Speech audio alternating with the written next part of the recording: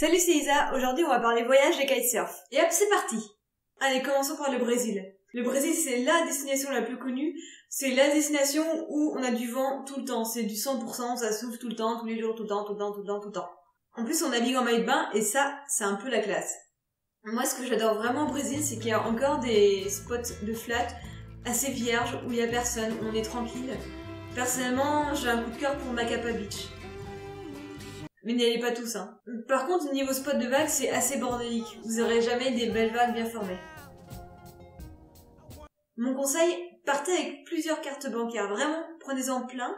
Sachez que vous êtes assez limité en retrait, qu'il n'y a pas beaucoup de distributeurs, et quand il y a des queues énormes. Et toi, t'es là, t'attends, tu vois le vent dehors. T'angoisses, mais t'attends. T'attends. Évitez-vous ça. Vraiment. L'Afrique du Sud maintenant. L'Afrique du Sud pour moi, c'est un peu la guerre. Il y a des superbes vagues, du vent fort, parfois un peu rafaleux, il y a du monde, l'eau est froide, et l'air est tellement dense que si vous sautez, vous vous envolez. Là-bas, le bikini, on oublie. Hein. Il y a aussi des superbes spots de flat, notamment Whitsand que j'adore. Bon, il paraît qu'il y a des requins, mais les locaux sont plus effrayés par les babouins que les requins. Quand tu leur dis que t'as peur des requins, ils se moquent de toi. Pour moi, un des plus gros intérêts de cette destination, c'est que quand il n'y a pas de vent, il y a plein de choses à faire. Il y a les randonnées sur Table Mountain à Cape Town, il y a les parcs près de Johannesburg avec les girafes, les éléphants, tout ça. On peut faire des balades en VTT, on peut nager avec les requins, les phoques. Il y a vraiment plein d'activités et on s'ennuie pas. Mon conseil pour la base, c'est d'avoir une voiture de location et d'être assez flexible, ou alors d'avoir carrément un kite guide. En fait, il faut savoir que le vent est assez complexe et il faut pas hésiter à bouger pour le trouver. Hawaï. Hawaï, c'est vraiment génial, j'adore. C'est un défaut, c'est que c'est super loin. Et c'est un deuxième défaut, c'est que c'est super cher. Au programme, des vagues, du soleil, le plaisir de naviguer en maillot de bain.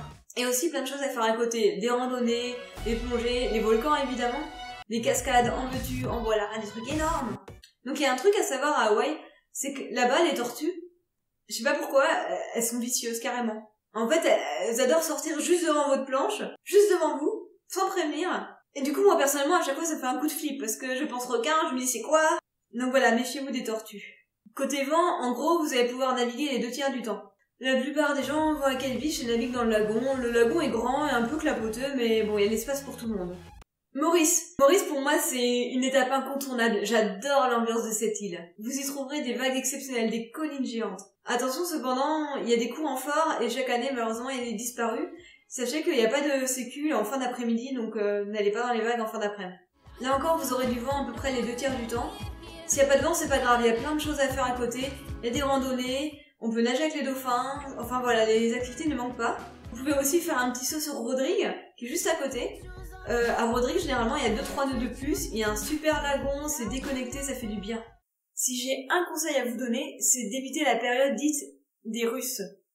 Il faut savoir qu'à cette période, donc c'est en octobre, c'est assez blindé, et les Russes ont une façon de kiter, je sais pas si vous connaissez, c'est assez approximatif. Donc n'y allez pas. Voilà, je vais passer en revue rapidement d'autres spots que j'adore. Moi j'ai un gros coup de cœur pour Dakhla au Maroc. Clairement c'est l'endroit idéal pour progresser et pour apprendre. Moi c'est là-bas que j'ai tout appris. Hein. J'y vais régulièrement pour des coachings. Il y a une école que j'adore là-bas, c'est Dreamkite.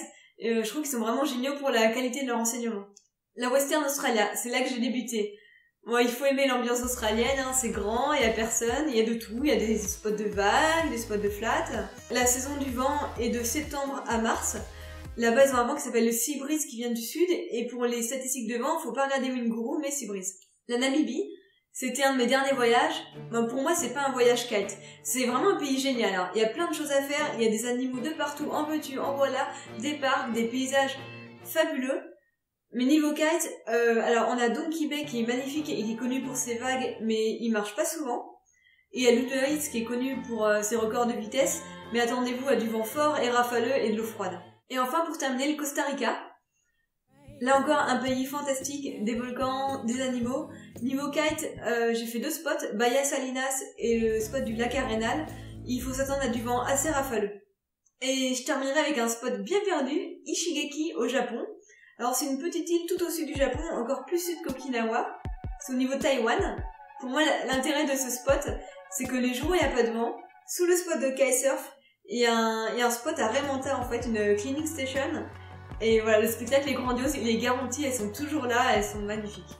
Bon bah voilà, j'espère que cette vidéo vous a plu. Si vous avez des questions, comme d'hab, n'hésitez pas à mettre des commentaires et je serai vraiment heureuse de vous y répondre.